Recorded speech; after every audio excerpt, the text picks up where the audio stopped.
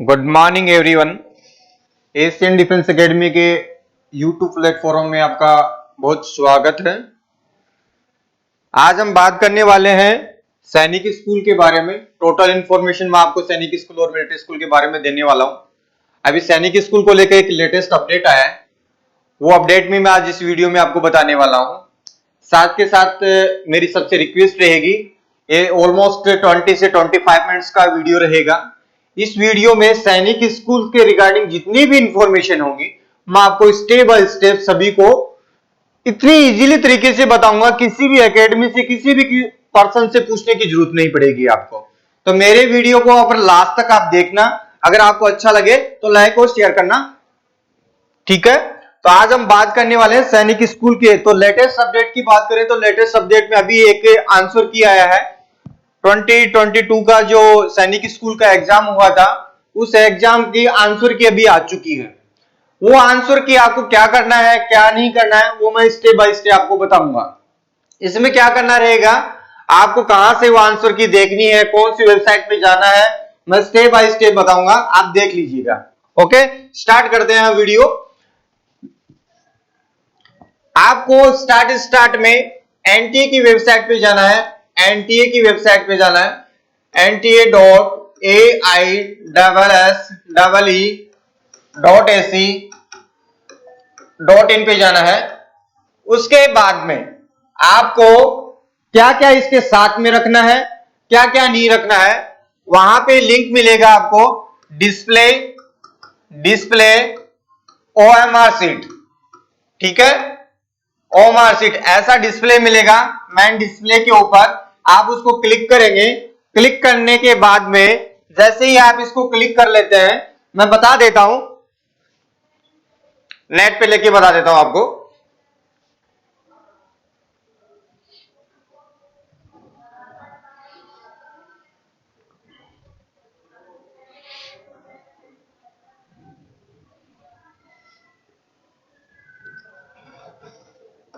nta.aiee.ac.in, ठीक है।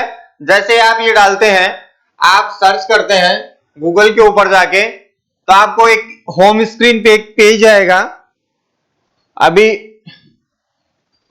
ठीक है। आप जैसे ही आप यहां आएंगे, आपको दिख गया होगा टोटल स्क्रीन के ऊपर एक पेज आ गया है। वो पेज आप यहां शो होने के बाद फर्स्ट लिंक पे शो करेंगे तो आपको ऐसे शो होगा। उस शो होने के बाद में आप यहां से देखेंगे फर्स्ट लिंक ही आ गया है, इसको ओपन कर लीजिए। जैसे ही आप इसको ओपन करेंगे, ओपन करने के बाद में आपकी वेबसाइट ओपन हो जाती है, ठीक है। आपको यहां दिख रहा होगा कि लेटेस्ट में देखो, डिस्प्ले रेस्पॉन्स एंड आंसर की। जैसे इस पे आप क्लिक करेंगे, जैसे आप इस पे क्लिक करेंगे तो एक नया टॉपअप आपके पास में ओपन हो जाता है, display of response and answer की। इसमें होना क्या चाहिए, आपके पास क्या क्या होना चाहिए, आपके एप्लीकेशन नंबर वगैरह होना चाहिए, ताकि आप इसको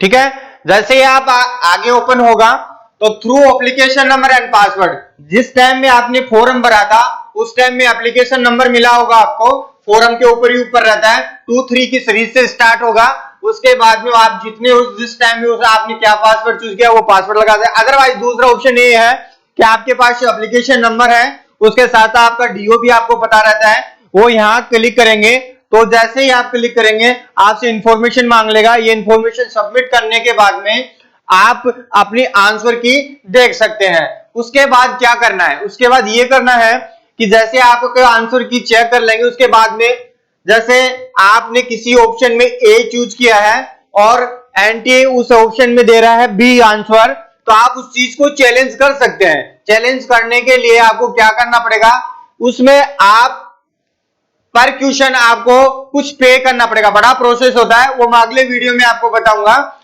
अगर करना चाहते हो तो हमारा कॉन्टेक्ट नंबर रहेगा 9530116000। मैं टोटल इन्फॉर्मेशन आपको व्हाट्सएप भी प्रोवाइड करवा दूंगा। ठीक है, अभी इस वीडियो में इतना ही है। आप अपने आंसर की देखें और अपना टोटल स्कोर मेरे कमेंट बॉक्स में बताएं कि कितना आपका स्कोर बना है। ठीक है, अब आगे बढ़ते हैं आज के टॉपिक पे। टॉपिक अपना था कि आप सैनिक स्कूल में कौन बच्चा जा सकता है, कैसे उसके फॉर्म भरे जाते हैं, कब इसके फॉर्म आते हैं। तो फर्स्टली अपन बात करेंगे कि सैनिक स्कूल के फॉर्म कब आते हैं। फॉर्म हमेशा एवरी ईयर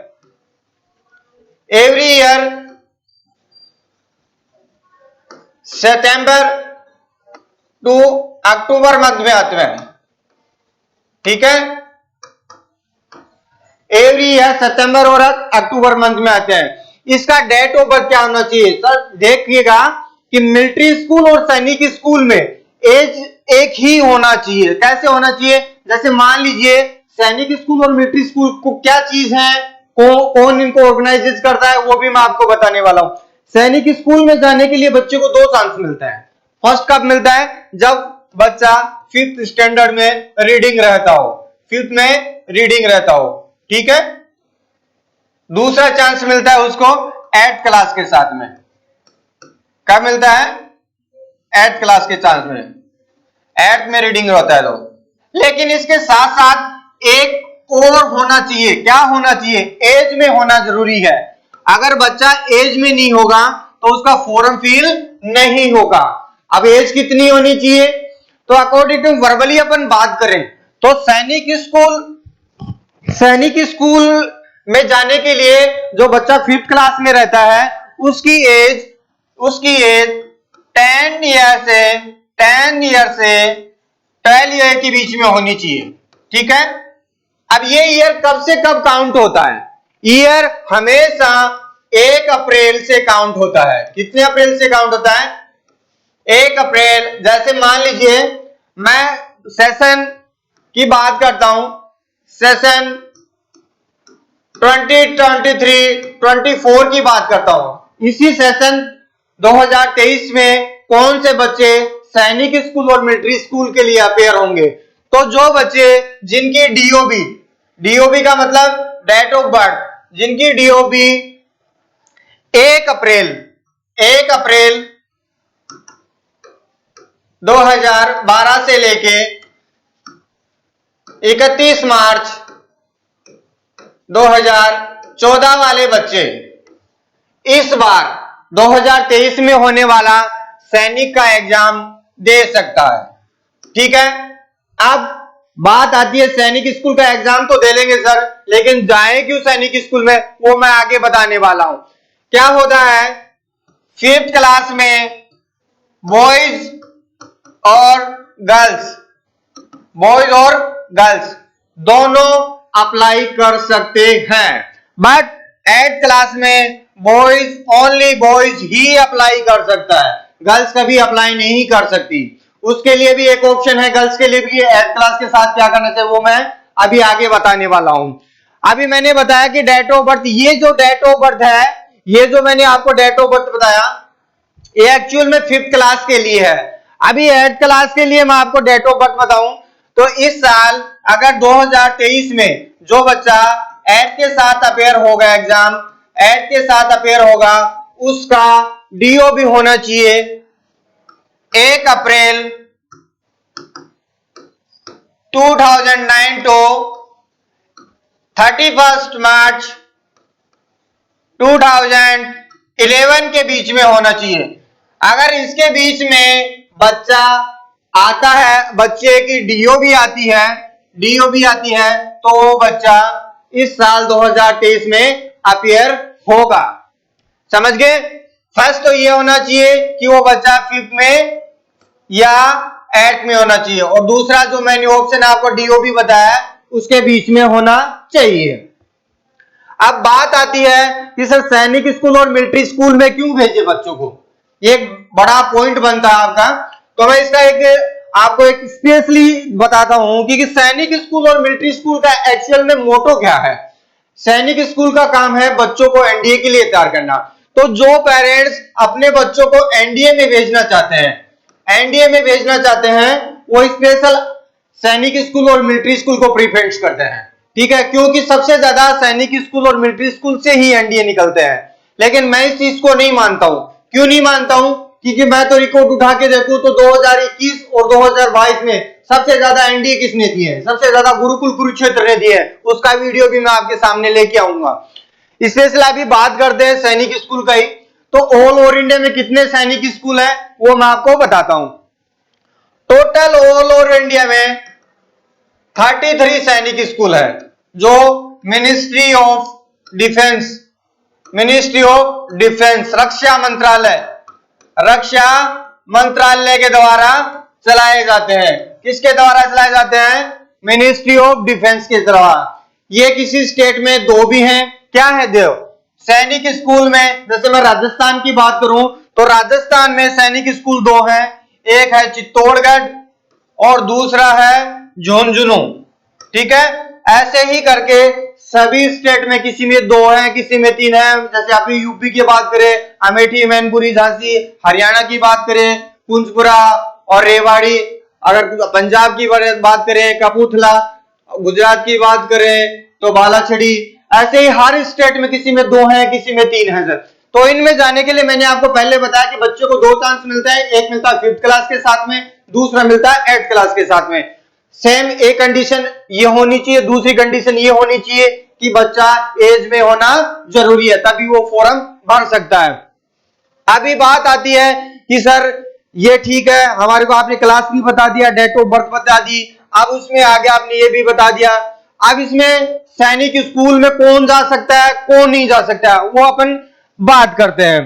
तो सैनिक स्कूल में एक्चुअल में अभी बहुत ज्यादा पेरेंट्स ऐसे हैं जो इन चीज के बारे में, और जो ज्यादातर पेरेंट्स जो सिविलियन है वो ये सोचते हैं कि डिफेंस वाले के बच्चे सर सैनिक स्कूल और मिलिट्री स्कूल जाता है, लेकिन वो बिल्कुल भी गलत है, बिल्कुल गलत है। वो सिविलियन भी जा सकते हैं और डिफेंस पर्सन भी जा सकते हैं। तो आज अपन स्पेशली अगर सैनिक स्कूल की बात करें, सैनिक स्कूल में कितना सिविलियन का रिजर्वेशन रहता है और कितना रिजर्वेशन डिफेंस का रहता है। तो रिजर्वेशन की बात करें, ठीक है, रिजर्वेशन की बात करते हैं आज। तो रिजर्वेशन में सबसे पहले बात करते हैं स्टेट को लेके चलता हूं। मान लीजिए कोई बच्चा यूपी का रहने वाला है, कहां का रहने वाला है? उत्तर प्रदेश का रहने वाला है। तो उत्तर प्रदेश के सैनिक स्कूल कौन से है? एक है अमेठी, दूसरा है मैनपुरी, ठीक है, और तीसरा है झांसी, ठीक है। एग्जाम्पल मैं ले रहा हूं, क्या कर रहा हूं? फॉर एग्जाम्पल मैं ये आपको बता रहा हूं। जैसे मान लीजिए आप रिजर्वेशन को कैसे समझे वो चीजें मैं आपको बताने वाला हूं।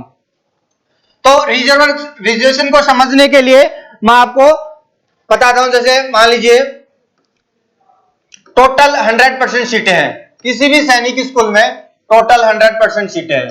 इसमें रिजर्वेशन कैसे होगा? इसमें रिजर्वेशन ऐसा होता है कि मान लीजिए होम स्टेट कौन हो गया? अपन यूपी की बात कर रहे हैं, यूपी की बात कर रहे हैं पहले। तो यूपी होम स्टेट, यूपी के रहने वाले बच्चे अमेठी की बात कर रहा हूं सर, अमेठी की बात कर रहा हूं। अमेठी सैनिक स्कूल कहां पड़ता है? यूपी में। तो उनका होम स्टेट क्या रहा? यूपी। अब यूपी के अमेठी में कितनी सीटें होंगी? तो होम स्टेट की सीटें रहती हैं 67% सीटें, ठीक है। समझ रहे हो मेरी बात? होम स्टेट का मतलब अमेठी, मैनपुरी और झांसी में 67% सीटें यूपी के सैनिक स्कूल या यूपी के जो बच्चे रहने वाले हैं, यूपी में जो बच्चे रहते हैं उनकी कितनी परसेंट सीटें रहेंगी? 67% सीटें रहेंगी। अदर 33% अदर स्टेट की सीटें, अदर स्टेट की सीटें कितनी रहेंगी? अदर स्टेट की सीटें रहेंगी 33%। अदर स्टेट का मतलब समझ गए? यूपी को छोड़ के जितने भी स्टेट इंडिया में बच गए उनकी सीटें 33% अमेठी, मैनपुरी और झांसी में रहेंगी। अब बात आती है कि 67% में कैसे क्या होगा, 33% में कैसे क्या होगा। अब बात उठा लेते हैं 67% की। 67% में सबसे पहले बात करते हैं एससी की और एसटी की। एसटी का कोटा रहता है 7%, SC का कोटा रहता है 15%। इनमें से यूपी के रहने वाले SC के और यूपी के रहने वाले ST के बच्चों की इतनी सीटें वहां से कवर कर लेता है। उसके बाद में तीसरा ऑप्शन आता है, वो आता है ओबीसी का परसेंटेज रहता है 27% सीटें रहती है। ठीक है, 27% रहती है। इन तीनों का टोटल करने के बाद में, इन तीनों का एग्जाम्पल के तौर पे मैं आपको बताता हूं।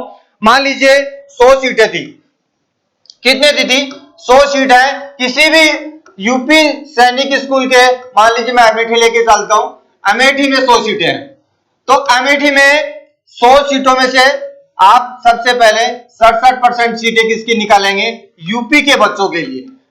तो कितना हुआ, 67 सीटें कितनी हुई, 67 सीटें की यूपी के बच्चों के लिए। अब इन यूपी के 67 बच्चों में से आप कैसे डिवाइड करेंगे, इन 67 सीटों में से 15.5% SC का निकल जाएगा, इनमें से 7% ST का निकल जाएगा, इनमें से 67 में से 27% आपका ओबीसी का निकल जाता है। अब बात आती है तीनों को निकालने के बाद में, मोटा मोटी एग्जांपल के तौर पे मान लीजिए तीनों का टोटल 50 हो जाता है। ठीक है, तो तीनों का टोटल, तो उसमें से आपको 25% आपको किसका निकालना पड़ेगा, डिफेंस पर्सन का। डिफेंस पर्सन कितना हुआ, डिफेंस पर्सन का आपको 25% निकालना पड़ेगा। और उसके बाद में रिमेनिंग बैलेंस जो रहता है, बैलेंस जितनी भी सीटें रहेंगी, बैलेंस सीट कितनी रहेंगी, वो रहेंगी जनरल की।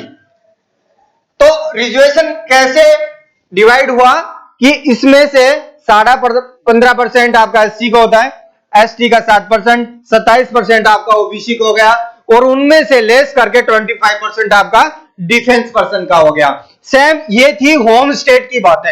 अब आते हैं अदर स्टेट में। अदर स्टेट में मैंने बताया था आपको कि मान लीजिए कोई बच्चा जो अमेठी, मैनपुरी या झांसी में पढ़ना चाहता है, वो बच्चा अदर स्टेट में काउंट होगा। तो कितना था, 33%। सेम ऐसे ही डिवाइडेशन उनका होगा, सेम ऐसे ही डिवाइड उनका होगा। फर्स्ट SC, दूसरा ST, तीसरा OBC, तीनों को टोटल करके माइनस रहेगा, माइनस करके आएगा उसका 25% डिफेंस का रहेगा। ठीक है, और बैलेंस किसका रहेगा, जनरल का रहेगा। ठीक है, बैलेंस जनरल का रहेगा। तो ये हो गई रिजर्वेशन की बात। अब रिजर्वेशन के बाद में क्या आता है, कब इनके एग्जाम होते हैं। सैनिक स्कूल का एग्जाम एवरी ईयर जनवरी मंथ में होता है। जनवरी मंथ के फर्स्ट वीक में संडे को होता है। और पहले सैनिक स्कूल का एग्जाम सैनिक स्कूल सोसाइटी लेती थी, लेकिन कुछ उनके बीच में जैसे हैकिंग सिस्टम होने लग गया, बच्चों के पेपर हैक होने लग गए, बच्चों के आंसर की हैक होने लगी। उसके बाद में उन्होंने नेशनल टेस्ट एजेंसी को उन्होंने अपना कार्यभार दे दिया था, और अभी पिछले 2 साल से नेशनल टेस्ट एजेंसी ही सैनिक स्कूल और मिलिट्री स्कूल के सैनिक स्कूल के रिजल्ट शो कर रहा है। ठीक है, आप इस वीडियो में कुछ आपको अच्छा लगा हो तो लाइक जरूर करिएगा, अगर अच्छा नहीं लगा तो भी आप मुझे कमेंट करके बताइए कि कोई इसमें ऐसी चीज रुक गई हो कि जो आपको नहीं समझ में आई हो। इसके अलावा मैं डेली एशियन डिफेंस एकेडमी के यूट्यूब चैनल पे डेली शाम को 8 बजे लाइव आऊंगा। इसमें सैनिक school, military school, RIMC, Gurukul, Kurukshetra, APS, दक्षई, राई, स्पोर्ट्स, किसी भी टॉपिक पे आप मेरे से कुछ भी पूछ सकते हैं। मैं आपकी हर चीज का एकदम छोटे से छोटा क्वेश्चंस का आपको इजीली सब कुछ स्टेप बाय स्टेप बताऊंगा। कब इसका एग्जाम होता है, और अगला वीडियो मेरा रहेगा RMS का, वो वीडियो मैं कल या परसों में आपके सामने लाऊंगा। और उस वीडियो का सबसे बड़ा पॉइंट रहेगा कि RMS का जो रिजल्ट है, RMS का जो अभी रिजल्ट आया है, उसके पीछे गार्जियंस कैसे, मतलब अच्छी तरह पूछे तो मेरे पास एक गार्जियंस का कॉल आया था, मैं कल उनसे वेट भी करवाऊंगा आपकी। तो एकेडमी वाले कैसे उनको हवा में उड़ाते हैं। गार्जियंस का फोन आ रहा था, सर मैं कंफ्यूज हूं कि क्या हो रहा है, मतलब आरएमएस के रिजल्ट के लेके कैसे ये एकेडमी वाले हवा बनाते हैं। वो आगे वाले में वीडियो, मेरा वीडियो देखना ना भूले और सब्सक्राइब करना ना भूले। Thank you.